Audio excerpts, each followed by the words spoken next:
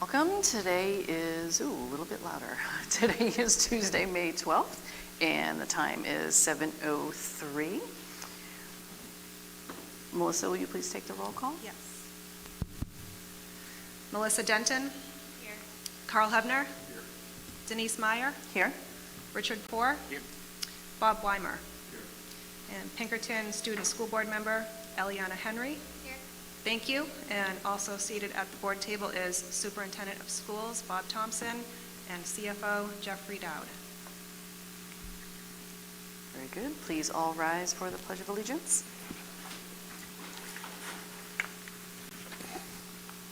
Pledge allegiance to the flag of the United States of America and to the republic for which it stands, one nation, under God, indivisible, with liberty and justice for all.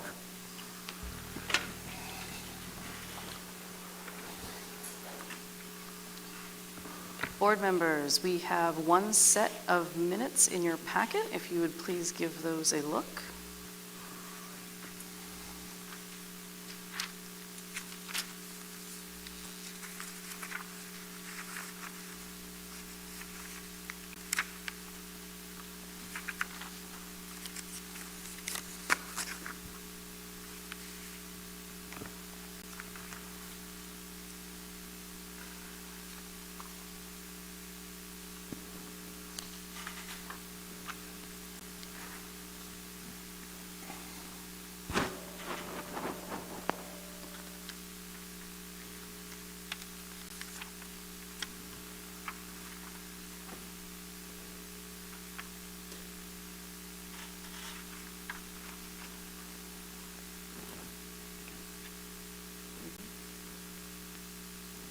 All right, at this time, I'm looking for a motion to approve the meeting minutes as written. Second.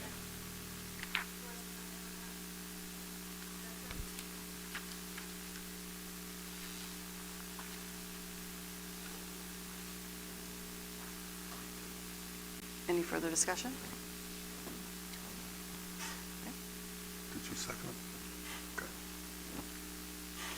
I'm all set. Okay. All in favor?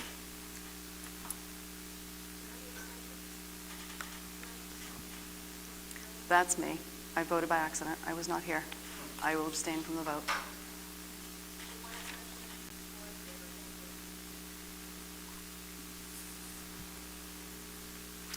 All right. Melissa, has anyone come forward for public comments?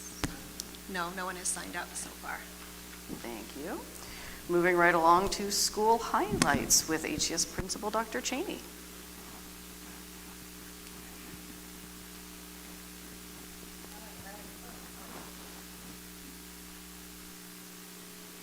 Do this. All right, you got me. So good evening. A quick enrollment update. We're at 474 students as we move into the last month of the school year. That is an increase of 3 students from the last time we were here. So we have been certainly busy over the last 6 weeks. We had the Lions Club join us at HCS to offer screenings for both hearing and vision for all of our students. They partner with a program called Operation Kids in Sight, offering free vision screenings to all of our students, which was a wonderful success. This year, we celebrated Bingo for Books, which is sponsored by the PTSA event, and PTSA kids also attend. It's an evening of bingo where books are the prize. This event really did put hundreds of books in the hands of children, and their excitement over just winning books and bringing a friend to pick out books with them or sharing a book with a sibling was just electric. They go home and I can't even exaggerate how weighed down they are by the stacks of books. So the PTSA really throws a wonderful event. This year we held our second Breakfast Buddy event, and we had nearly 200 people join us for breakfast before school. Families enjoyed our school breakfast program along with their children in celebration of School Lunch Week back in March. We also had the Nutrition Council on site to share information about the importance of breakfast and good nutrition, as well as they also provided a donation of books that was approved at our last board meeting that we'll share with our students through our book vending machine. We've had a lot of exciting arts events at HCS, including our Grade 3 Motown concert. The Grade 3 concert and chorus show was a wonderful celebration of both student learning and growth. The students shared not only the music, but also parts of the culture of Motown, really entertaining both our school community and their families. We just concluded another One School, One Book event. Every child and every adult at the Central School received their very own copy of Felix Powell, Boy Dog. Many of our families and classrooms followed along through the pacing guide as the whole school community shared the same story from March 30th to April 7th. Students participated in daily trivia contests and a bingo board. There were enrichment activities connected to the story. There was also a family night hosted April 9th. Parents and siblings were invited to join their students for family-friendly activities centered around the book's theme. This year, there was a record attendance, and the event was also attended by some of the district therapy dogs. Speaking of our arts events, we hosted our Grade 4 multicultural show in April. Mrs. Stark, Mrs. McLaughlin, and Mrs. Shaw collaborated to create a cruise around the world that our school community will not soon forget. They worked with our fourth graders to learn about Germany, Malaysia, Mexico, Nigeria, and Peru. Each class became experts on a country and guided us through many of the landmarks while also singing songs, creating music, and celebrating dances native to that country. Our second graders have been busy out in the community. They recently had an opportunity to take a trip to a bowling alley, which is part of their PE units. And then this Friday, they will be taking a trip to the Hampstead community. They celebrate the Hampstead community with their community show each May. And so this Friday, they'll be touring some of the local buildings, visiting some of the one-room schoolhouses, and even spending time at the Historical Society. The soil tent from the University of New Hampshire came back to HCS this year. Mrs. Wise Carver has partnered with the University of New Hampshire to bring this immersive learning experience to our students. Students learn not only about the science of soil, the layers of soil, and things that live in it, but this year they also learned about mathematics with the introduction of measurement and data collection as part of those activities. Our grade 4 students recently ran their mile run, which is their culminating activity for this year's PE. They all very much enjoyed the run this year, and the weather was perfect. Our first graders opened their Mall for Business once again this year. As they learn about counting by ones and tens, they open a real-life shop, so that way students can learn about counting money, counting by ones and tens in this real-life scenario. This year, the mall raised $151 for a local charity. There are a couple of upcoming events I want to bring to your attention. We have our Community Day Parade on May 29th, as well as our Flag Day celebration with our first graders on June 12th. Finally, just a quick update on our full day K program for anticipated enrollment for next year. Currently, we have 77 students that have moved forward with their enrollment. We hosted our kindergarten screening day last Friday, where we screened 63 students who will be part of our class for next year. What questions do you have?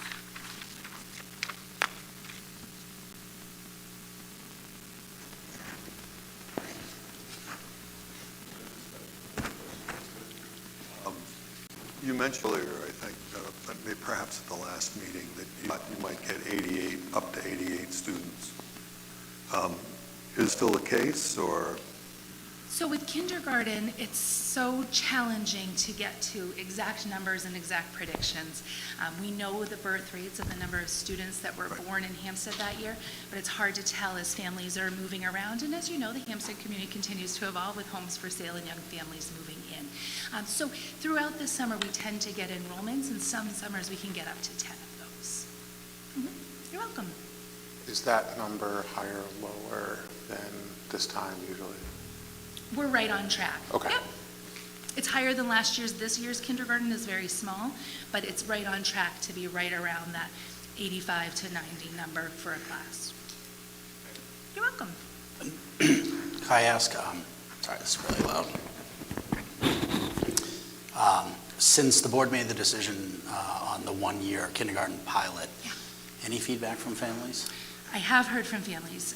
Most of them, actually all except for one that was really hoping for half-day K because of a family conflict, have been very, very excited about the possibility of their students, and frankly at ease. I field a lot of phone calls from when we do kindergarten parent night in late February until we have our lottery typically in May about, the need for full-day K for families, and just a lot of our families know and understand the importance of early intervention and the opportunity to be at school longer.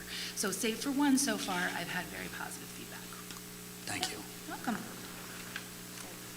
Any other questions for Dr. Cheney? Yes, go ahead, Bob. Ask, perhaps just for the sake of the public, you could state again why we all endorse the need for a full-day kindergarten. I think it's been still a subject of discussion, so it might help to reiterate it. Yeah, so our history here is when we introduced a full-day pilot way back in the day, only some students were receiving full-day kindergarten and the rest of our students were receiving half-day. Over the few years, we have definitely increased the number of full days, and that was prior to my coming on board. But still an inequity remained between the half-day program and our full-day program. Although our dedicated half-day teachers spend every possible moment in instruction, the reality is being at school for 2.5 hours a day just can't compare to being there for 6.5 hours a day. During a half-day program, students get about 2 hours of core instruction in our reading and math programs. During the full-day program, they get about 4 hours of that academic instruction. Our half-day program had 2 recesses a week, whereas our full-day program has 2 to 3 recesses a day. The Unified Arts piece is also a discrepancy between the 2 programs and gives students an opportunity. But beyond that, we know that early intervention is best for students, and intervening with kids as young as possible and giving them opportunities to grow and to have high-quality teaching is going to pay dividends in the long run. So, does that answer your question? It does. I think the key point would be, as the children progress through the grades, you're seeing that the kids require less intervention by special needs or whatever. Is that right? That's correct, yeah. As far as a percentage goes, we're seeing higher numbers on our assessments, for example. As I look at beginning of the year iReady and end of the year iReady, the growth that a full-day kindergarten student makes in reading and math is significantly higher than that of a half-day student, and that's a product of time. Yeah, you're welcome. I think kind of to that, and the only other question I have is probably a little bit duplicative of what's been done in the past, but for those who might be tuning in this evening that weren't previously, since we're on the topic of kindergarten, would you mind just reiterating some of the benchmarks or metrics that we might be looking at as we're evaluating the program going forward? Absolutely. So we'll look at some short-term data as well as some longer-term data. This cohort will certainly be one to study as they move up through the grade levels. But we will be looking at their beginning of the year Acadians, which is our dyslexia screening and screens for early reading needs and abilities. So we'll be looking at that beginning, middle, and end of the year, as well as progress monitoring throughout the year. iReady will be another metric, both in reading and in math. And we'll be looking not only at their progress toward proficiency, but also their growth in comparison to past kindergarten cohorts. Thank you. You're welcome. And just to throw in there, because I think we've covered so many of the bases, but one of the bases that we discussed previously that we didn't mention this evening is the economics, right?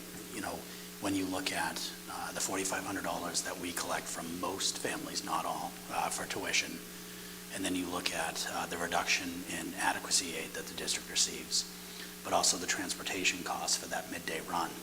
Like, not only will this not result next year during the pilot in any additional expenditure, right now we're projecting a cost savings. And so the economics work out, and oftentimes that is the argument for not doing it, right? But this works in our favor. And correct me if I'm wrong, but that information is posted on the website, correct? It is front page. Front page news. Excellent.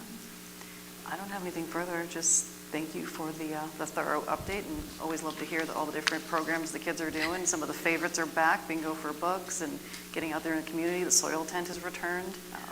do a lot of great things for the kids, so thank you for the update. Appreciate it. Thank you very much. All right, moving on to updates from Pinkerton Student Board member Eliana Henry.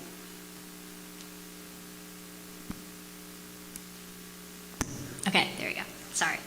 Good evening. Here are Pinkerton's highlights for tonight. As we approach the end of the school year, there are a series of upcoming events to celebrate the achievements and hard work of our students. For May, we have prom this Saturday, the 16th, where our students are going to enjoy a night of fun and celebration in the Hackler Gym. Theme is Starry Night. Underclass Awards Night is Tuesday, May 19th, where we recognize the outstanding achievements of our underclassmen in academics, athletics, and extracurricular activities. The CTE Completers Night is Thursday, May 21st, which is a special evening dedicated to honoring students who have successfully completed certification programs through our career and technical education, which means CTE programs. There is a JRTC Awards Night Friday, 22nd, and there's also a spring instrumental concert Wednesday, May 27th. For June, we have the Senior Awards Night, which is Thursday, June 11th. We're going to honor our graduating seniors for their academic excellence, leadership, and contributions to the school. Underclassmen exams start Thursday, June 11th, and graduation is Friday, June 12th for the seniors. Thank you for, does anyone have any questions?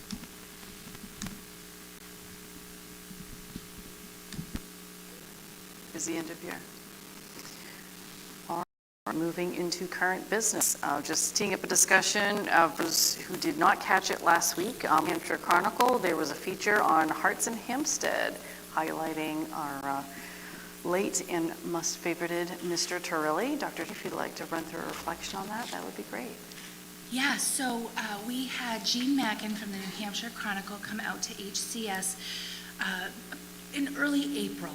One of the things I didn't mention in my board report is HCS was lucky enough to host an art show featuring the artwork of Michael Torelli. And the New Hampshire Chronicle joined us for this event. That was really a special opportunity. And then they highlighted the Hampstead, the Make Art with a Kind Heart project. So we have the clip here for you now. It all started with one heart, then another, and another. Soon they swept across the walls, hall after hall, inside Hampstead Central School, the most heartfelt way to honor art teacher Michael Torelli. Mr. Torelli, or all the kids called him Mr. D, was here for over 30 years, and we still feel that loss. Including music teacher Amanda Stark, stunned death of her dear friend. Michael Torelli taught art here for nearly 35 years.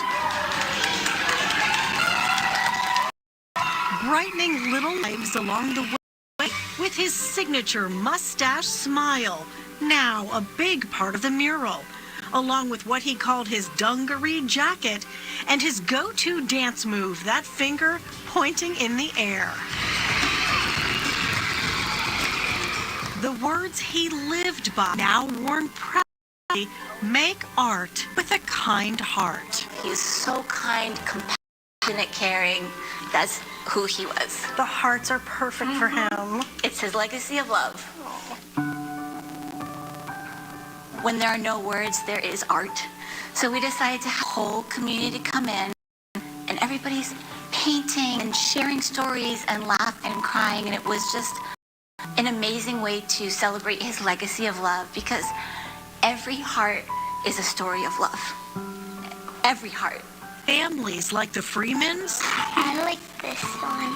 Oh, it's like his t-shirt. Oh, it's like the flannel that he used to wear all the time. Have two generations Mr. T students. 32 years ago, I had Mr. Torelli for 2nd, 3rd, and 4th grade. This is my heart.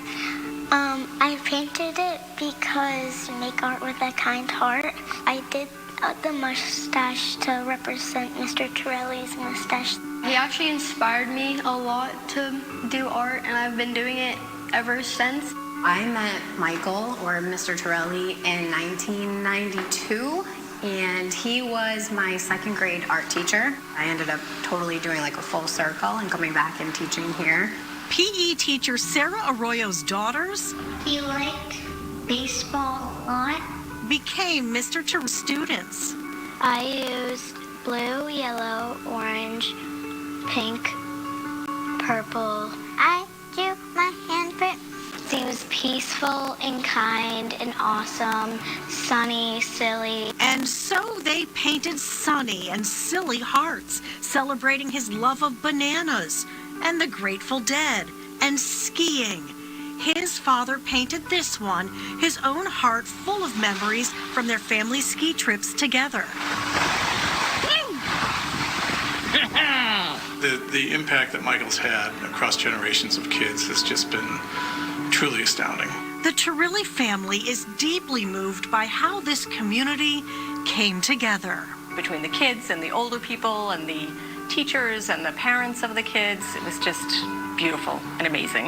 I think it's really nice seeing how everyone still remembers him and how these hearts are going to be on the wall for a while now, and seeing the whole community come together to remember him.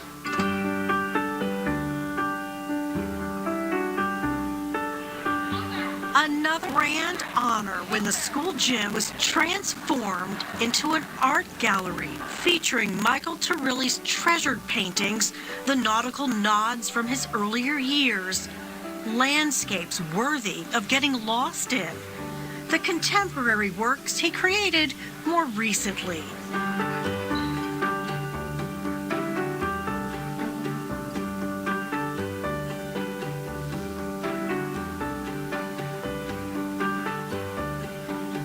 And in the center of his art show, a display titled Work in Progress, the canvas he was composing, his paint, his brushes, his splattered smock. Every painting has a story, like this fire in honor of Mr. T welcoming a special needs student with open arms. He included my son Tommy for the classroom. He was one of the first ones.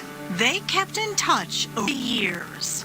My son loves trucks, and it's the last picture I have of Mike and my son at my son's 40th birthday party. Broken hearts came here to start to heal, to feel uplifted like Mr. T want. Perhaps his greatest masterpiece on the walls of the school, where it all started, with one heart. Now it's more joy and celebration, and all the stories that just sweep by you every time you walk by. It's magic, and he'll always be here.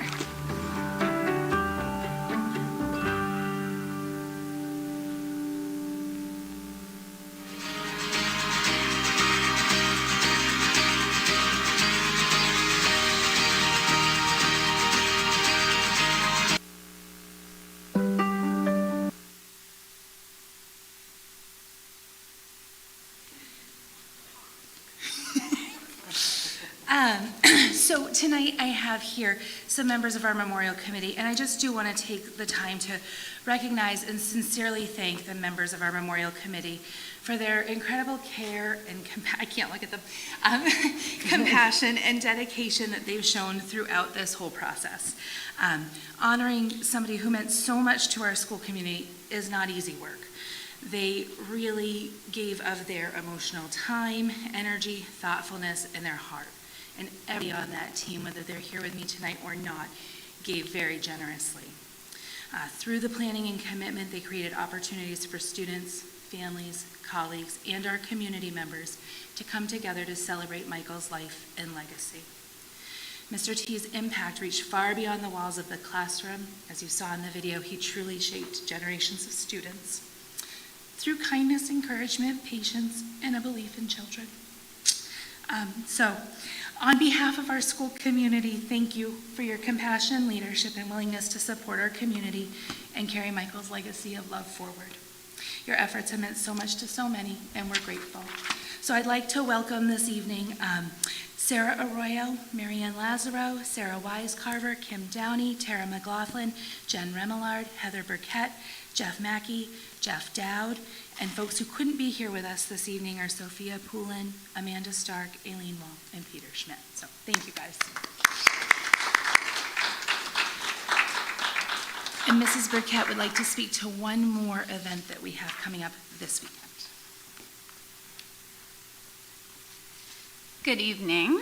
1 year ago, I was here speaking with you about an amazing opportunity between Michael, myself, Parker River National Wildlife Refuge, and local artist Jen Houle. This year, I'm inviting you to a mural dedication this Saturday, the 16th, at the refuge. We will celebrate one of Michael's... Oh my God, okay. Compose yourself. Let me start that over. This year, I'm inviting you to a mural dedication this Saturday, the 16th, at the refuge. We will celebrate one of Michael's final collaborations, and there will also be an open nature community event. After Michael's passing, the refuge, Jen, and I decided to honor Michael with this dedication. The Hampstead community is invited for the private dedication at 11 a.m. at the refuge. So please arrive at 11 if you will be joining us. The dedication will take place from 11:15 to 11:30, and Michael's family will also be present. And then from 11:30 on until approximately 1 p.m., there will be some community activities such as native seed spread, an art station, and plantings, and more.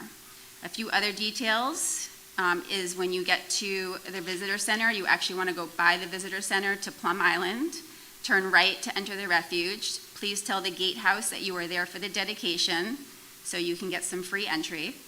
Meet at the mural site, which is labeled sub-headquarters, down on the right-hand side in the refuge, and wear your shirt if you have one, and this will take place rain or shine. Thank you. Any questions? No questions. I just want to say thank you to all of you. I'm going to look at you and try not to cry. Obviously, Michael Shirley inspired a lot of love and laughter and joy in everyone, and I just want to say that I think all of you are also an inspiration, bringing forward that love and joy and continuing to spread it in the community. So from our heart to yours, thank you so much. Thank you. Thank you. Echo what you said, but also the link to purchase prints of his work is on the end of the video, and I got a few for myself, and they come out fantastic, and his sister Lynn is amazing to deal with. But it's interesting, one of mine is hanging in my office that is about 500 feet from Governor's Academy, so kind of cool.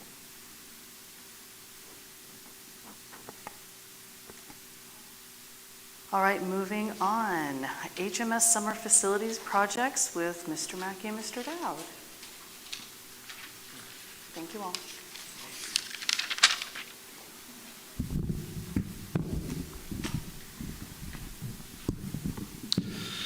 Good evening. So here's a quick update on what's to come for summer.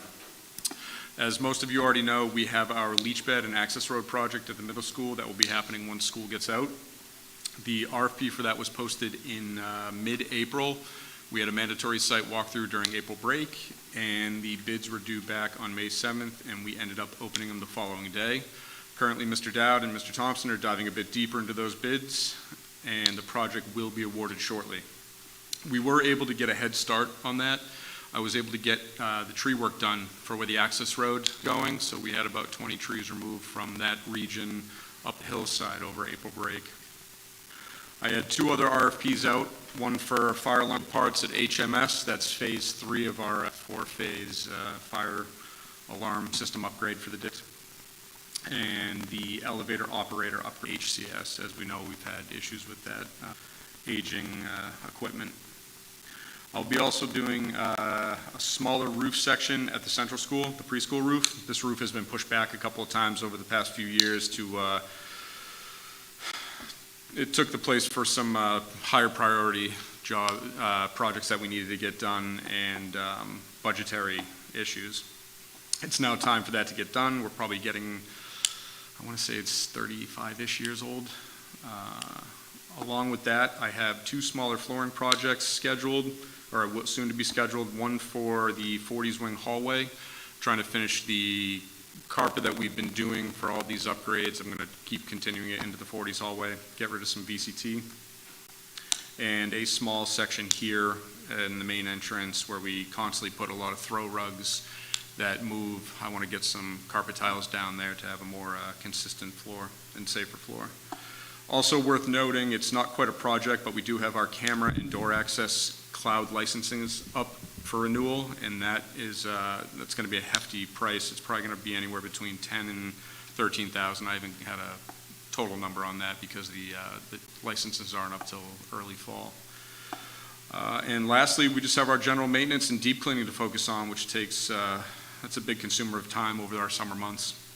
And I can't say it enough, our facilities crew here is amazing, and most of them will be going out of their way helping with painting projects, minor flooring projects, ceiling tiles, possibly some grounds, and anything else we can do. So, any questions?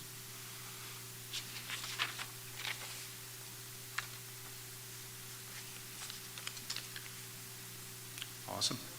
Fantastic. Thank you. Thanks. All right, next item up, the 2026-27 Deputy Treasurer appointment. Mr. Dowd?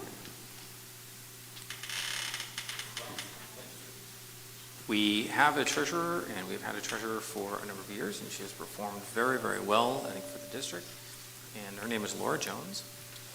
And we have not had an assistant treasurer because we have not had a suitable candidate with technical ability that would meet the needs of the district.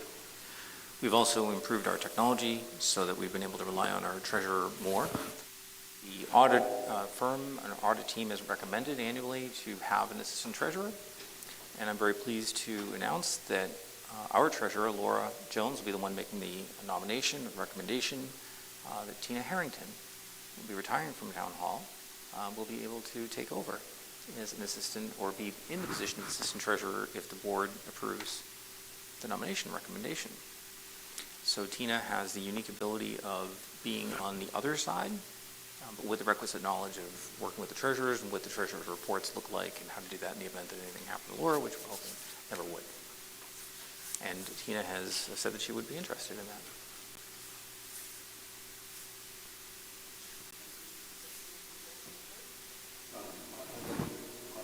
Sure.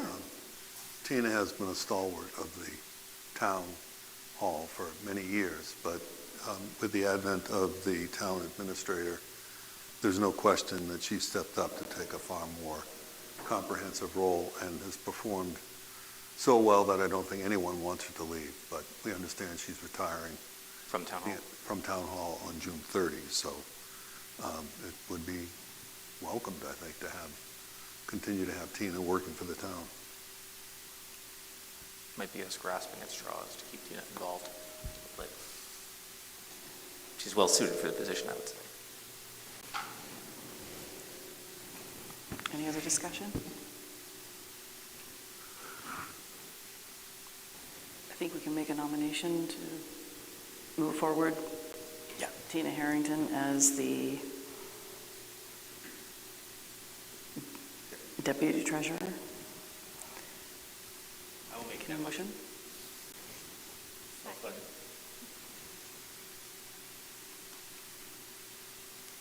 All right. Time to vote. All in favor? Very good. Thank you very much. All right, next one, I'm tossing it back to myself. So I wanted to have a dialogue here with the board to talk about a hot topic that is out there on the matter of technology use in schools. As many of you have probably seen, as school districts across the country continue to reevaluate technology integration in one-to-one device use, particularly in the elementary and lower grade levels, many communities are in fact revisiting questions around instructional balance, student engagement, screen time, overall effectiveness of classroom technology. Emerging research and evolving best practices have certainly prompted the thoughtful discussion around this nationwide. And I thought it was probably prudent for us to also bring that to the floor and have a like discussion.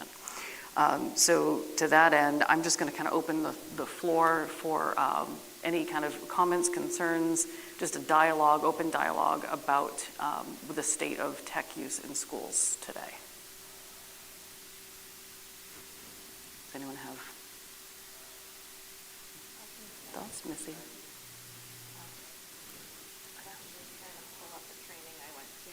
earlier this year where they talked about the attention span of students. I kind of don't want to say this without the data in front of me, but it was looking at the increase in executive function and attention needs in students since 2012, and how basically the amount of time students can hold attention has decreased over the years. And I'm not going to guess at what it was, but it was quite shocking. So I think, and they attribute that to screen time and social media. I know there's also been some neuroscience work behind that.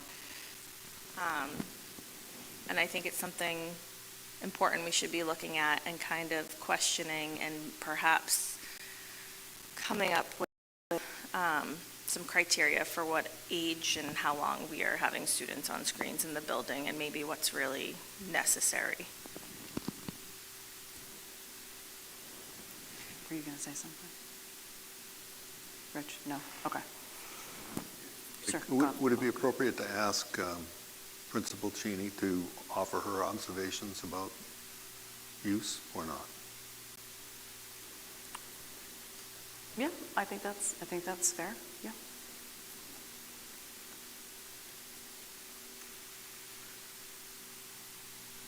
Maybe, oh, there I am.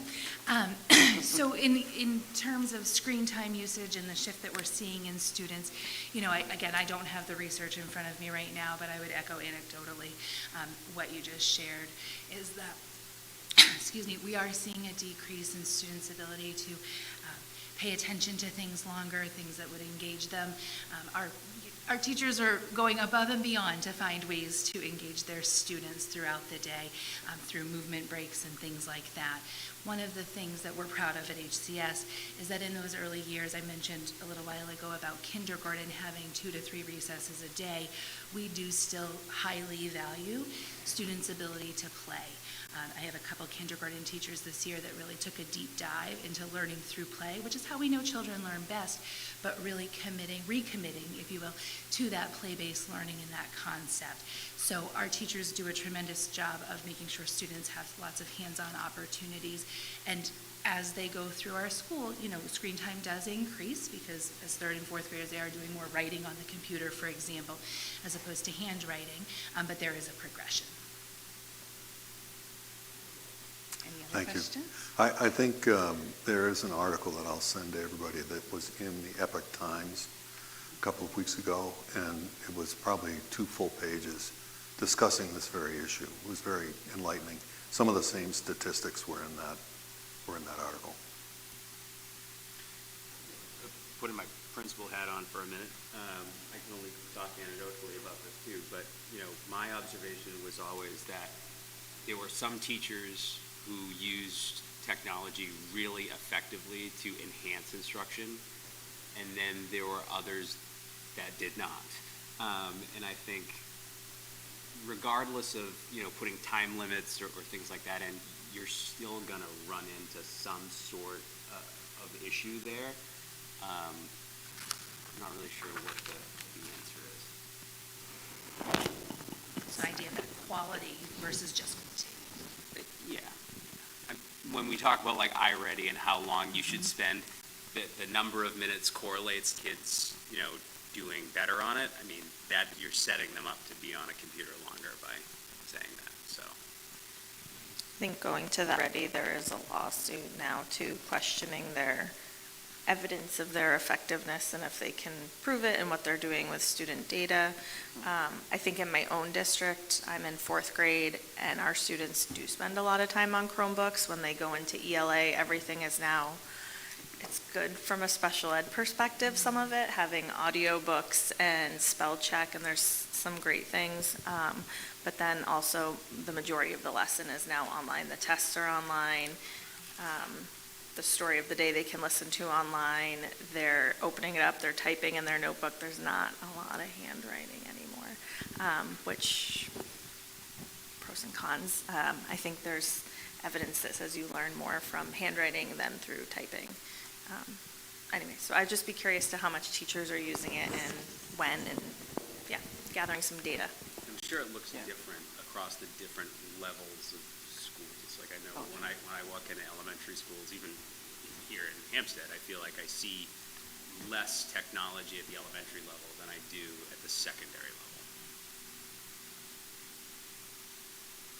Yeah, I think though, to kind of Missy's point, I think it would be nice if we could take a look at district-wide, like what we are doing. Just some of the data. I'd love to see how the teachers are feeling about what's going on in the classrooms. Technology, I'm a proponent of it. I've worked in technology for 25 plus years. It's good when used judiciously, but I think we have seen kind of a sharp turn with what's happening, especially in the younger grades.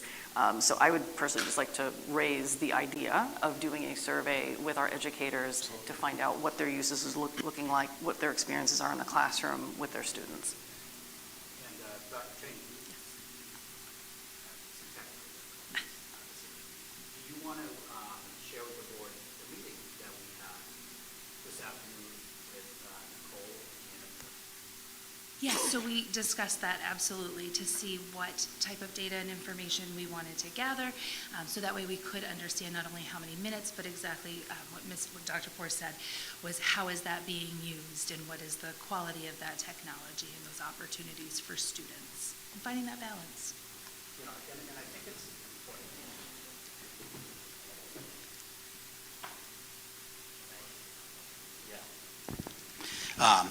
I think it's important, and so I think the board's onto something when it comes to like what role does the board play, right? And the answer to that is through the development of policy. And I want to remind the board that in February, the board passed the policy IJ, which is Instructional Resources and Instructional Resources Plan. And part of that policy, and this policy was a result of the changes in Ed 306, which are the regulations for education. The last line of that policy says that the district under the superintendent will develop an instructional resources plan. And that plan will be developed and presented to the board no later than December 15th of beginning in 2026, right? So naturally that plan needs to come here. And, I think collecting data, analyzing data, and then having the discussion about what it is that we want to do with this data. And I think it could be pretty seamless that the administration could work on developing some expectations and standards for the frequency of technology use, what technology use looks like, and it would fit nicely into that policy IJ. And I think Dr. Poor was onto something when he said, the technology use in kindergarten is going to look very, very different than what it would in 8th grade.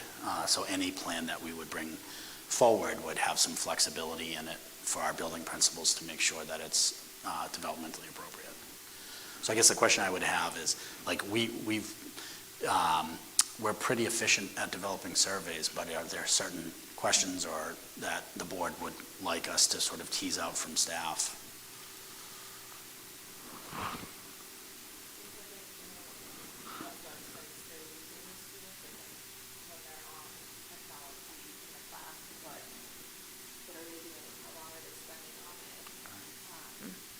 At the different grade levels, and then a whole nother rabbit hole, I think, too. I know there was a big push to be one-on-one during COVID. I'd like to know, we have tablets for kindergartners. If we're one-to-one, do we need them? I'm just looking at now that we're on 2 years of a default budget, I'm questioning, I don't know. We spend a lot of money on technology. I have similar probably questions, current technology usage, the effectiveness and impact on instruction and some of the workflows. Similar to what Missy was stating, I know when we moved to the one-to-one devices during COVID, is that necessary now? Did we see improvement since making that switch? I'm just curious to see what that might look like in those lower grades primarily. I think that would be tough. You don't necessarily have all the same data for the lower grades. I think talking about like primary instruction versus research versus differentiation, because I think the primary instruction should be teacher-led, and then it should lead into conversations and discussion and work with the students that isn't tech-based. However, when you get to win time, when you get to differentiation in small groups, that becomes valuable, especially you look long-term. A lot of this tech is going into gamification. One of the reasons that iReady is so popular with kids is if they work for 10 minutes or 15 minutes and they get lessons done, they get to play a game, and then they become motivated to keep doing that. And that, like, getting those achievements, that sort of video game mentality is something that is long-term a part of our culture and is going to be helpful. And not in the time that we'll probably be involved, but 15, 20 years from now, we're going to be talking about virtual reality, where people are going to go on trips using VR or talk to somebody overseas and stuff like that. But again, I think that has to I think that has to be a piece that creates besides that, because I think something that they struggle with, and actually I'm going to hit up Ellie in a second. I think the thing that kids are most struggling with now is that face-to-face conversations, and especially a lot of the students that grew up during COVID. And I think if we want to hang our hat as a district on something, the ability for our students to have conversations, to debate, to discuss person to person, I think is going to be more valuable 20 years from now than the ability to operate a Chromebook well, because AI is going to take over a lot of that in ways we can't possibly imagine. And the ability to communicate person to person is going to become one of the most valuable resources. But it's, again, with differentiation and with helping students and doing small groups, I think it's incredibly valuable. I think I understand the assignment. And so what I will do is I will work with Nicole and the building principals and tech as well to, administer a survey and at least get some data and then bring it back here, and then we can talk about, disaggregate that data and then look to what possible next steps would be. But it is interesting because this is as the board is aware, like superintendents talk, this is a conversation that is occurring in a lot of school districts, and it's just interesting how the tide has started to change. And we've even seen it. Dr. Cheney and I were having a conversation the other day where, we have, parents coming in and we say, well, here's your school issued device. And a few years ago that was exciting. Their child was getting a device. Now it's like, no, thank you, I think I'm good. So we will come back to the board with some data. Sounds great. Thank you. Appreciate it. Thank you, Dr. Cheney. Yep, we can do that. All right, appreciate the dialogue around that. We are moving on. Next in the agenda, summer hiring delegation. Reviewing provisions around policy GCF, which states the school board shall elect one board member to act on personnel matters while the board is not in session during the summer months. We're looking for someone to come forward who would like to act in this capacity. Any discussion around what this duty entails? I like doing it, yeah. I know that Carl likes Melissa. I nominate Dr. Hubner. I will second my own nomination. Second your, okay. Any questions about? I've done it the last So, few years. so has there been any kind of assessment as to how Effective he was? effective he was? Yeah, I've done an assessment. It's very effective. All right.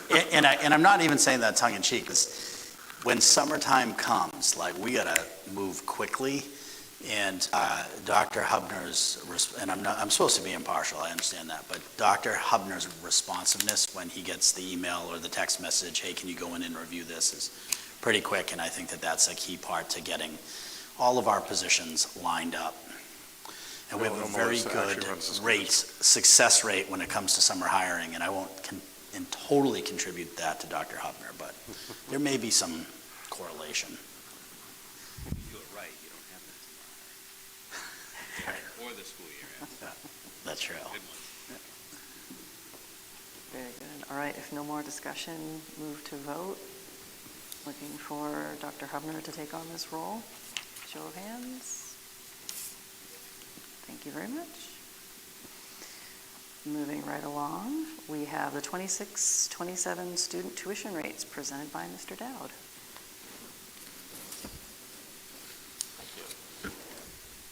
Working correctly?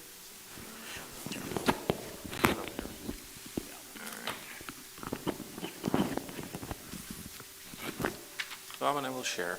In your board packet, you'll have a memorandum from me. It's the black and white page, and it shows what I'm proposing for the 26-27 tuition rate for your review and approval. The current 25-26 tuition rate elementary is at $25,300. Middle school is $27,600. Special education is $50,600. Special education is rather unique and it would depend on what a student's needs are when they come in, but that's just a ballpark general support. It's really just double the elementary cost.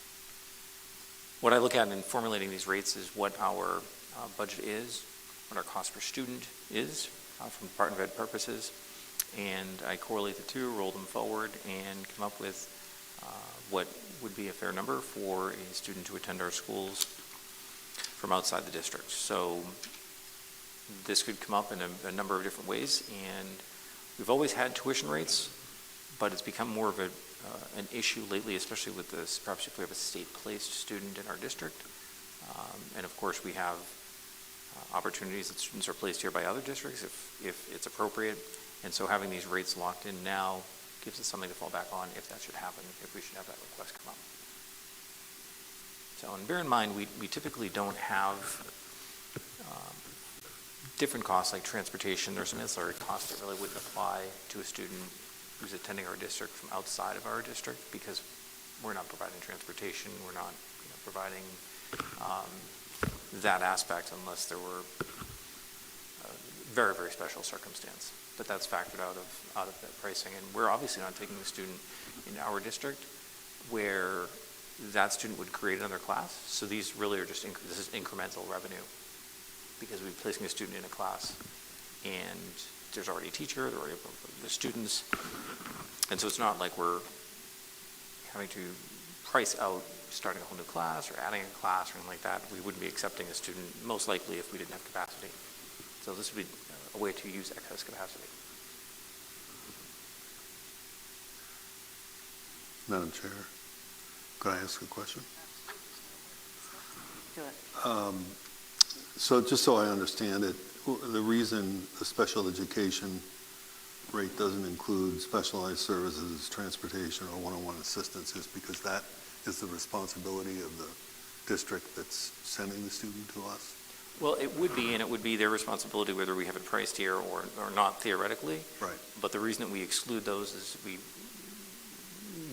needs can be so unique, we'd want to have that discussion and see exactly what that support is, and we may end up charging on an hourly basis or whatever that, whatever, on a service by service basis, if it made sense to do so. Right, so that would be a separate negotiation, if you will, with the sending community. To raise a question that is probably not answerable, how will we make the decision on what capacity we have available? And I realize that is a difficult question, but I don't know to what extent the state's new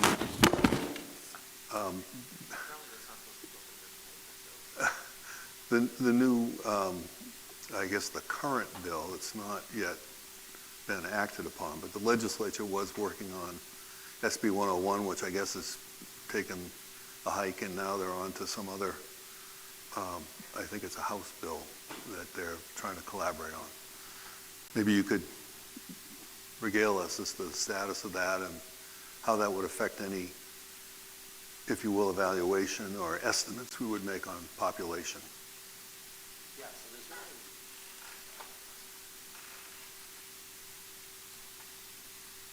So first to answer the question about decision-making authority. So you have three policies that really are the framework for decisions around enrollment.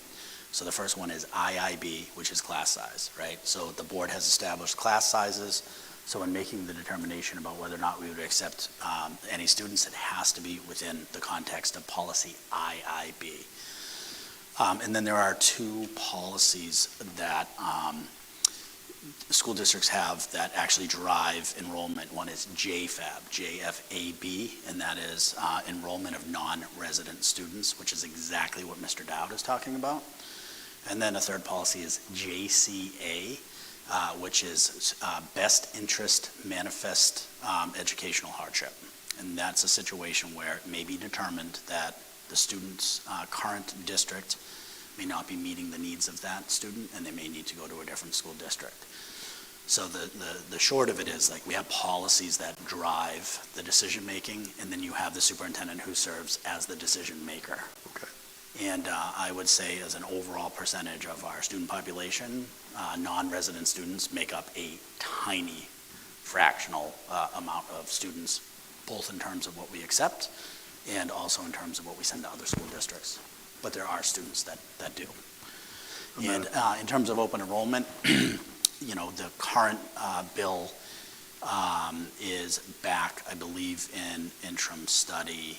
And so it was not, didn't have the number of votes to move forward. Okay. And there's a lot of uncertainty about what open enrollment will look like. The last version allowed districts to be able to determine, based upon their own IIB policies, how many students that they would be able to accept. So the state was not imposing with the last version of the bill, like you had to accept a certain number of students. But it would require that the board would have to go back and look at that IIB policy to make sure that, that they were clear about what those caps would look like, if that answers your question. It does, thank you.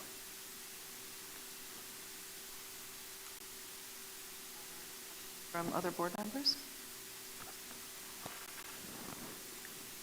Nope. All right, so it looks like we are looking for board approval on the tuition rate. I'll make a motion to approve the recommended rates submitted tonight. Sounds like Carl has a second. This is a voting action. All in favor?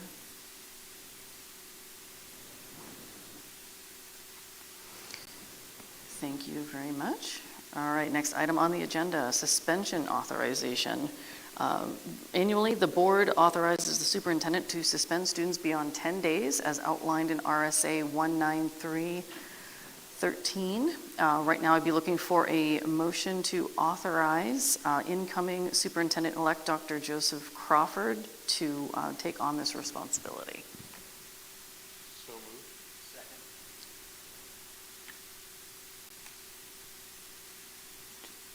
Any discussion around this? Questions? Okay. Looking for a vote in favor? Thank you. Next item on the agenda, 2025-26 Superintendent Evaluation Update.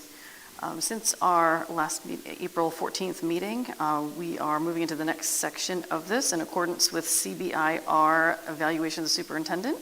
The board will be going into a non-public session later on this evening to review the compiled responses to the evaluation and begin discussions. After this, the board will reschedule another non-public meeting for May 20th to continue with this process for current superintendent evaluation. Next on the docket, we have a policies read. There are 4 policies in your board packets for first reading. I'll give an overview on each. First is policy EAG, use of private vehicles to transport. This was last revised in 2011. Revisions include clarifying that contracted carriers are not characterized as private vehicles in accordance with the new contracted carrier provisions in SB 147, Part 3, which codified as RSA 376-2. The next one is DKC, expense reimbursements. Last revised in 2012. A minor revision here suggested to authorize prior approval for out-of-state travel to be granted by the superintendent or a designee. The next one is BBBF, student school board member.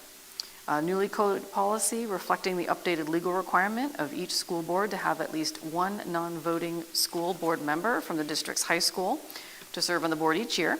However, since Hampstead does not have its own high school, the legal requirement does not apply here. Therefore, the policy reflects the presence of a student board member as optional. And finally, policy JIBB, student liaison to the school board, recommended to repeal and point to the newly adopted BBBF, as previously mentioned, the student school board member. Superintendent, is there anything that you would like to add on either of these policies? No, I think they're mostly housekeeping, and if you look at the revisions in blue, they're fairly minor and superficial, and really don't substantively change the spirit and intent of the existing policies. But I will entertain any questions folks might have about these. For the use of the private vehicles, so for example, if they're going on a field trip and there's a chaperone and the chaperone is transporting people, could the chaperone, who is a employee of the district, bring other students in the car with the permission of the parent, assuming that you know ahead of time? Yes, and essentially what they do is we need to have a copy of their driver's license and insurance rider on file. And I can tell you the amount of times that happens is incredibly rare. And it is not something, that's not a practice that the district likes to carry out. Awesome, thank you. Any other discussion, questions? Okay, at this time, I'm looking for a motion to move these policies to a second read.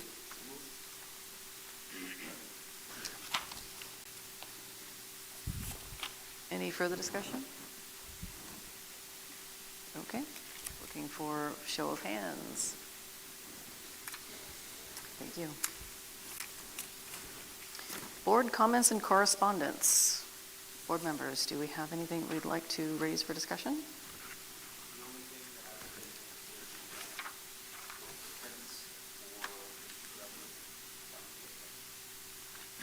But I already did that, so. You did indeed. Anything else? Anything further? Carl? There was a bill in a governmental committee looking at restricting if your budget failed, that you would go back to your previous year's default without any increases, and that is dead, which is awesome, because that would have made life really hard for both municipal and schools, which is very nice. But yeah, as Mr. Thompson said, there's a lot of complicated and interesting things still going on, but that one was one that I was specifically worried about. There is a move to have tax caps for all districts tied to inflation, which is still alive, but looks like they're going to put it to study, but that's something to keep an eye on. Thank you for those updates. Anything further from the board? All right. Moving to consent agenda, personnel report. Okay, for the personnel report, I have one resignation, and that is Kaylee Huston, who serves as the HCS occupational therapist. And attached to the personnel report is Kaylee's letter of resignation.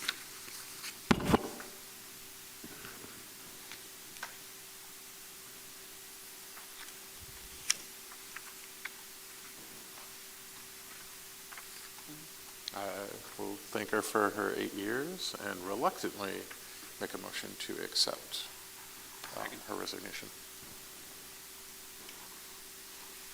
Did you second that? I did say so. Okay. He did second. Sorry. Any further discussion on this from the board? No? Okay. A show of hands to accept the resignation. Susan? You? Superintendent's All right, report. and moving into superintendent's report, we'll turn it over to Director of Curriculum Instruction and Assessment, Nicole Tomaselli, who's going to talk a little bit about SAS testing.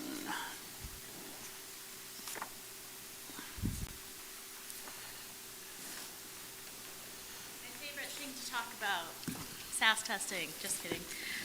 We are underway with SAS testing at the middle school, have been for a few weeks now. At the middle school, the ELA portions of the test for reading and writing are complete. Tomorrow they begin math. And this year the middle school is doing the format of everyone's testing at once. So we're kind of exploring with different testing formats. I'll be asking the staff for feedback later this week that we'll review at a meeting next week on how did that work. There's certainly different ways you can administer this test. So we do have a handful of kiddos that we're chasing to catch makeups on. So we're trying to have as high percent completion as we can this year. And tomorrow, HCS will begin with their SAS testing. There are two things I wanted to note on Tara Lynn's behalf with her school update that she forgot to include that are very important to mention. Last week, our fourth graders, for the first time, we brought all fourth graders to the Water Festival, which was an awesome event at the wastewater facility treatment in Manchester, which is actually beautiful, much to my surprise. It is beautiful. It's right on Massabesic in probably the Manchester-Auburn line. How does it smell? Is it? So I was so excited to go on the field trip, and then I thought, oh, we're going to the wastewater treatment facility all day long. But it didn't smell at all.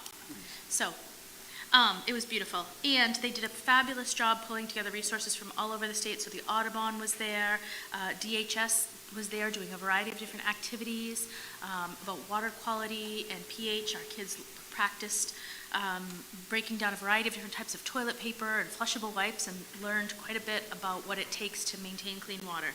But even more significant to Hampstead is that there was also the state poetry contest this year, which had a water emphasis. And of over 200 entries, we had 2 winners.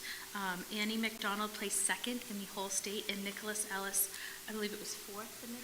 Oh, third for Nick. So we had 2 little winners, and they read their poems, and then it downpoured. So the timing was perfect.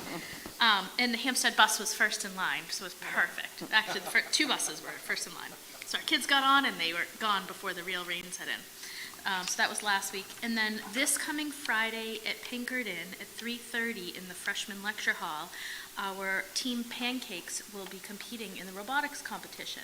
So this is a newer Title IV funded elementary robotics program, and also the Robotics Fund funds it, for elementary competitive robotics, and led by Tara McLaughlin at the Central School. So our kids have done really well. They're very excited, and they've named themselves Team Pancakes. So those 2 little updates. Any questions about SAS? Bob? I'm getting a reputation. You've had it. It's fine. I'm just kidding. We know. I'm ready for it. Bring it. All right. We've talked many times about the issue of how many people opt out. Yes. How are we doing this year compared to prior years? I would have to check the spreadsheet because honestly it updates daily, and tonight would be the night that a lot of people are talking probably, and we'll get emails before tomorrow morning. But I think our numbers are probably fewer opt-outs than we've had in the past, but I can run and check and give you an actual number. Can I ask a question in like 30 seconds or under? Why do opt-outs matter for someone who might be watching at home wondering, like, what's the big deal? So we actually have a meeting to talk with the commissioner tomorrow, and I will be bringing this up, but every opt-out is held against the local school district, regardless whether it's Hampstead, any district.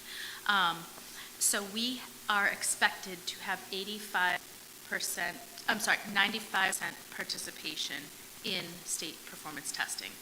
If we drop under that 95%, everyone takes the test, it's held against us. So we are allowed a handful of opt-outs, which typically are for medical reasons, or if a kid is hospitalized and can't be here for testing. Those are like normal reasons to opt out. But with the Parental Bill of Rights, of course, parents have the right to opt out, and many do because they don't want to put their children through sometimes the anxiety-provoking experience of taking a standardized test, which, given the conversation we just had about screen time, I completely understand.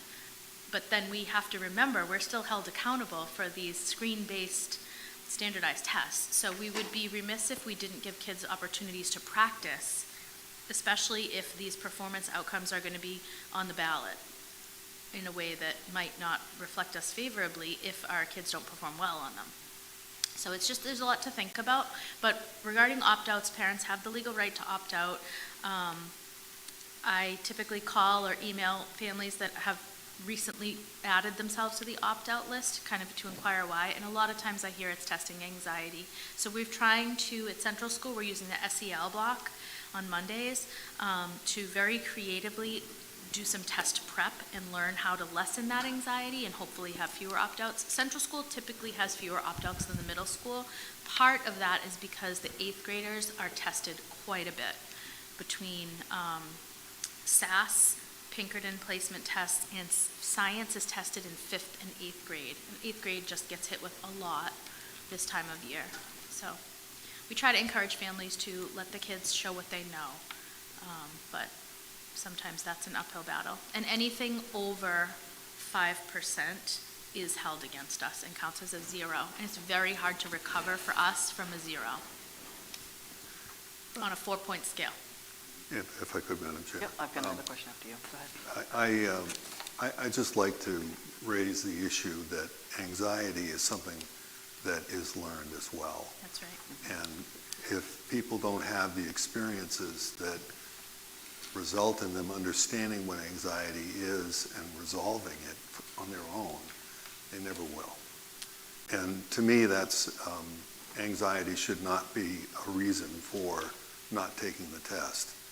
I do appreciate that you're trying to give that a little bit more attention so that they feel a little bit less anxiety. But I know when I took tests, heck, how many times did I feel anxiety before I took a test? It's just a natural feeling you're going to have. Yeah. And I think it's something that everyone needs to learn. Anxiety is something you need to manage rather than avoid. Just my comment, my 2 cents. Thank you. Appreciate it, thank you. I did have a question for you. Sure. So obviously if you follow the lines of what's happening, so people opt out, it impacts the district. We are now beholden to support the information on the ballot to say, you know, what our percentage was, reading, math, et cetera. Obviously there's a direct connection. So for those who are opting out, if they do not like what they see on the ballot, there's a tie-in. That's right. But my question is more around the students. So even in my home, I've had recent dialogue about, you know, why can't I opt out? Other parents want to opt out, my friends want to opt out, things like that. There's a perception of what is the benefit to the student. So yes, we're testing them, but how is that helping the student? So I think we do a tremendous job using our iReady data throughout the year. We use iReady in the fall, we make flex groups and win groups and all types of student groups in the fall. We reconsider in January at data team meetings. And then we do SAS, which is a different platform. It's a state test in the spring. And we still use iReady data in the younger grades in the spring. We've forgiven the iReady for 8th graders, mostly because those kids have tested out of iReady standards at that point. But we have not made good use of SAS data throughout the year in the past. And I'll be honest, we are taking a second look at that. There is some data in there. It's harder to mine. The reports aren't as easy to extract. So it's going to require some teacher training on our part. But I think we will be emphasizing the use of modulars and interims, which are the testing questions that are available to teachers throughout the school year. We'll be utilizing those more. We started to do them a little bit this year, knowing that it was going to be on the ballot, came to my attention in January, and I thought we really need to look seriously at this and get our kids better positioned. So next year we're going to be doing modulars more regularly throughout the year, and that data is available back to teachers immediately. So they can see, you know, if 25 kids out of 27 got question number 3 wrong about this particular standard in math, then I know that I probably didn't cover that well enough, or we didn't even get to it at all. So having that data will be helpful. Families can also see, if they're interested, the state has a family portal, and you can see your student's history. You go back right now, I can go back as far as 4 years on the family portal and see. And you know, I'll speak my own children. Sometimes they go up, sometimes they go down, sometimes it's all over the place. But there's not a ton you can extract in that family portal, but you can see the average score. And then the school can give you a more specific report if families are interested. Yeah, I just think it's interesting to see what some of the benchmarks might be. Use an example of your own children to see, where they're needing to lean in a little bit more. And, Bob's right to his point, anxiety, we're all going to have anxiety. Performance anxiety can be a good thing when harnessed well. So. Yeah, and there are times in life when you're going to have a kind of an important day. And so you have to show up kind of ready for it. So I would ask that kids tonight, tomorrow is going to be a big testing day around here. They go to bed early. They get a good night's sleep if possible. They have breakfast. We don't want them testing with low blood sugar. That's never a good scenario. Their devices should be charging. And we recognize it's a data point. And I would never look at anyone's child in this district as a data point. We triangulate data and we see the whole child, and that's really what's important. But this is used mostly to shore up what are we teaching, and are we teaching effectively? Nicole, I had a question that a parent had asked, and I don't mean to drop this on you now, but let's say a kid rushes through SAS. Can they retake it? SAS, we do not get flagged if they rush. We do get flagged if they rush in iReady. I don't believe we can reissue a session in SAS. In SAS, okay. So these are some of the differences there's very different arrangements between the iReady platform and the Cambium SAS platform. I don't think we can have them retake it unless we file a ticket with the state, as like there was a power outage. If we had a fire drill in the middle of a test or some reason that interrupted the test session, we would file a ticket with the state and then we would get a new session opportunity, but otherwise they're pretty tight with testing protocols. The other thing you should know just quickly is that the way that they're normed. So SAS is normed. That's what I was going to ask you. Yeah. Oh, okay. Go ahead, ask. You can ask.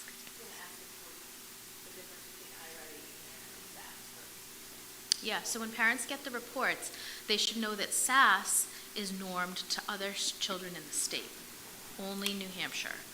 And iReady is normed nationally against national standards. So in some cases, we're talking about two different standards-based sets, so we have different language that we use in writing instruction, for example, in national standards versus local standards.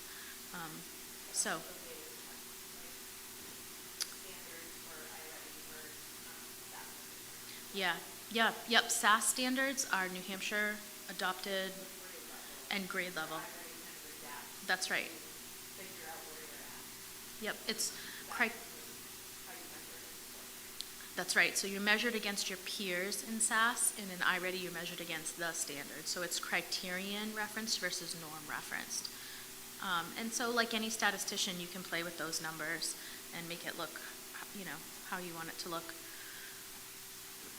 I would like for the ballot to say for the record the state averages. If we're going to splash our data, I want the state averages also on there. So I'll be mentioning that tomorrow. If there's anything else you'd like me to mention to our commissioner, I'll be happy to do that.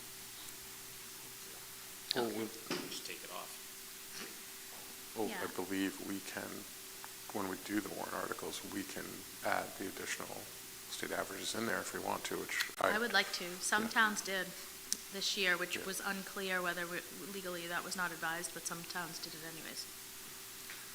Yeah, I definitely think iReady is a tool for helping students to learn, whereas SAS is a way to analyze and comparatively for districts, which is it worth the amount of time and effort that's put in? That is a good Right. question. There's a lot of statisticians working for the state right now, in my opinion, and they look at that one data point a lot of different ways. Yeah. So, I do think that the science test is, from everything I have heard, has particularly been not useful at all. It's honestly a reading. Yep. It's about reading, not about actual science. It's also content. about manipulation of variables in an artificial environment. So it's not the way we teach science. We don't teach kids to go on and run simulations on. We have them doing actual experiments with their hands. We bring them outside. I forever will advocate that they're out there in the rain and rain boots collecting pond water, all of this. We don't run modules simulations in elementary school. When the state average is 25%, Right. it's either the state is terrible at teaching science or the test is bad. That's right. There are some other things I've recently heard about where districts are forgiving kids of their final exams at the high school level if they get a 3 or 4 on the test. And so I think if you put the pressure maybe on the kids a little bit to do their best, we certainly, and we have many families that opt out that are very high achieving students. I would love to have those kids test. They would really show what our students are capable of, but, there's a saturation point of testing as well for struggling students and our highest students. Nobody wants to be testing all day. So we try to minimize that. Bob, you have another comment? I have another question. It may not be for you. The issue is a recent article has expressed concern about faking results in the reports that we issue. And I don't know enough about how the reports are generated, and I don't believe that we have any problem, but I think it would be appropriate for us to at least react to this claim that there have been people or school districts not properly, if you will, reporting their statistics. Yeah, that test, actually, SAS has a great deal of test integrity and literally is monitored by the Department of Ed. And the results are, obviously instantaneous to the Department of Ed. And then they also release the reports. Like, we go into the Department of Ed portal to print reports, and parents can go in there as well. Like, I remember in the olden days with the, pencil and paper test, you'd hear stories of, people erasing answers and putting in new answers. But, I don't know that has been an issue that I've heard about in New Hampshire at least. I don't know if the article's about New Hampshire or not, but our test questions are randomized, and the kids get varied examples. There's very few released questions other than those modulars. Well, there were claims made about several school districts in New Hampshire, but I wanted to assure the public that we're not one of them. I mean, we report the results. Yeah, it was about how it was visually represented when it was presented to the public. Yes. It was not, and it wasn't necessarily about the accuracy of the testing or cheating on the test. And if people think that we're manipulating it visually, they can come and have a conversation, because we're not doing that, because we want to get better. So. Yeah, the reports, I would encourage families, if you want to see Hampstead data, you can go on the iExplore website. If you were to just Google NHED iExplore, you will see all of the data that the state holds, and you can compare towns, you can look at ELA performance, math, science, any grade level, you can compare any demographic you would like. There's a lot of statisticians working for the state that have made this available. So the reports that I put into the assessment presentation, that's where they come from. Awesome. Thank you, Nicole. Appreciate it. And then just in terms of the superintendent report, I'm actually going to turn it over to Mr. Dowd, who has two quick pieces of information to share with the board.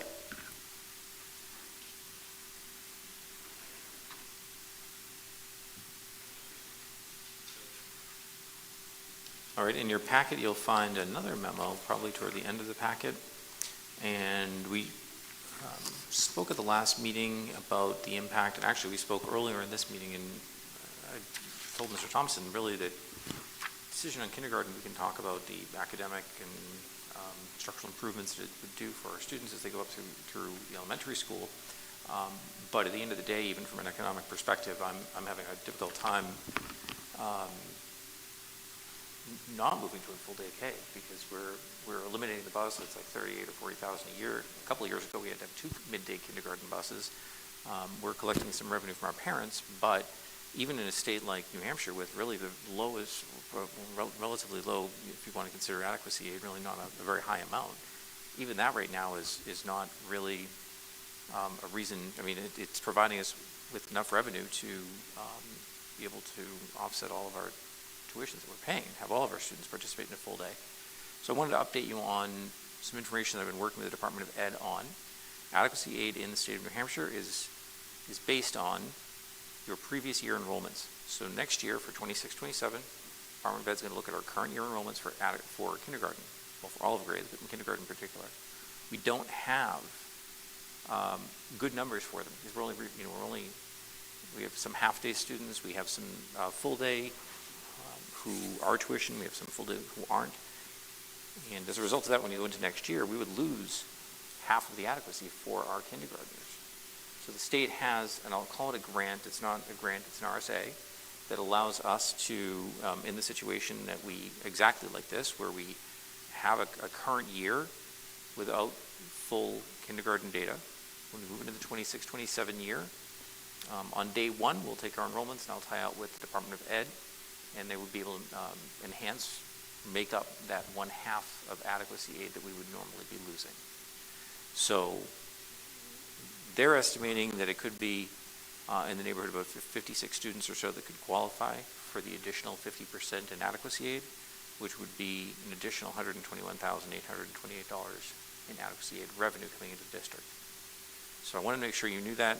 I've laid out the scheme. I've laid out in the memo the thought process, the methodology, how we get there. And this is just one more factor that economically I'm having a very difficult time. That we're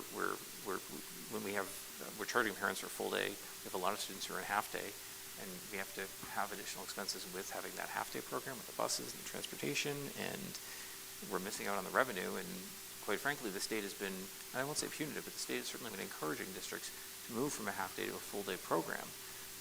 And I hate to say it, the carrot is that additional 50% of adequacy aid, which isn't that great, but you look at the numbers and it certainly adds up. So $121,828 is what we could look at next year through this, and I'll say this grant scheme, but this first year full day K provision in state law that will allow us to recover the other half of our adequacy aid.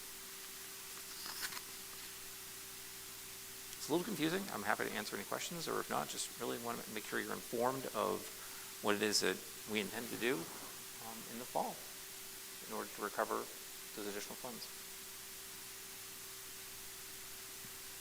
Any discussion, questions? All right. All I have to say is it sounds great. Very good. Is there anything additional under superintendent's report? Yeah, just to add a couple of real quick items. So again, just some donations. Again, I feel like I don't think there's a meeting where we don't talk about the Mothers Club and how generous they are. So let's do it again. Thank you to the Mothers Club for a $594 donation to help purchase T-shirts for the first graders who are going on an upcoming field trip to Odeon. So we appreciate that. They also today, they're providing $600 in scholarships that will be used so students can participate in the summer rec program. And although we don't run the summer rec program, we're kind of like the broker, so to speak, where our school district social worker will identify students that might be in need, and then we'll provide the scholarship. So thank you. What an amazing partnership. I'd also just wanted to mention too, to close out, we had a visit from Dr. Crawford today. He attended our leadership meeting. This is that time of the year where we start to plan for next year, and he's really been an integral part of next year's planning, as one would expect. And I really have to say how much I appreciate the questions that he asks, his ability to listen and take input from the team, the approach that he takes. And, we have been in regular contact in the last couple of months. And so I just want to say that in terms of how that transition is going, I feel like it's been very smooth. And, Joe, I don't want to speak for Dr. Crawford, but seems very excited to hit the ground running on July 1. So that's it for the superintendent report. I don't know if anyone has any additional questions. I'm happy to answer. So mentioning Dr. Crawford was in and kind of getting up to speed, does that mean that he's aware of things that would potentially changing, like the pilot with kindergarten? Yes. So I, based on anything that comes across my desk that has some implication for next year, I am either sending it to him for his information or getting input. And I'll give you a good example. We are in the hiring season, and so over the next couple of weeks, finalists for open positions will be coming to the superintendent. He will sit in on those interviews so that he can be part of the decision-making process. So when names come to nomination for next year, you know that they will carry with it Dr. Crawford's seal of approval. So, I've also started a Google Doc with him month by month that has just like some of the responsibilities of, of the superintendent in Hampstead, and I'm sure it certainly is going to add his own flair to that, but at least it's here's what I do, and I think that will be a helpful reference guide for him. So. Get that? No. His shirt tie game will never be as good as yours, Bob. I'm sorry, what is that? His shirt tie game will never be. I don't know. He's a pretty snazzy dresser, Carl. But I appreciate the compliment. All right, if nothing else, do we have any other business or things to discuss the board would like to raise this time? No? All right. With that, we are going to be moving into non-public under RSA 91-A-3, Section 2, A and C, and the time is 8:33 p.m. It's good. Thank you. Discussion. Discussion?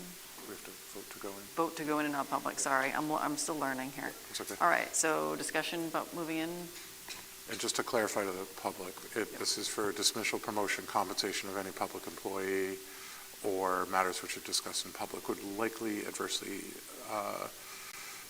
affect adversely the reputation of a person other than a member of the public body itself. thank you, Carl.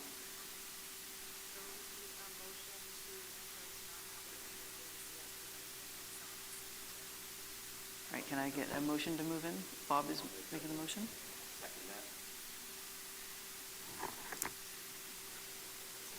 Roll call?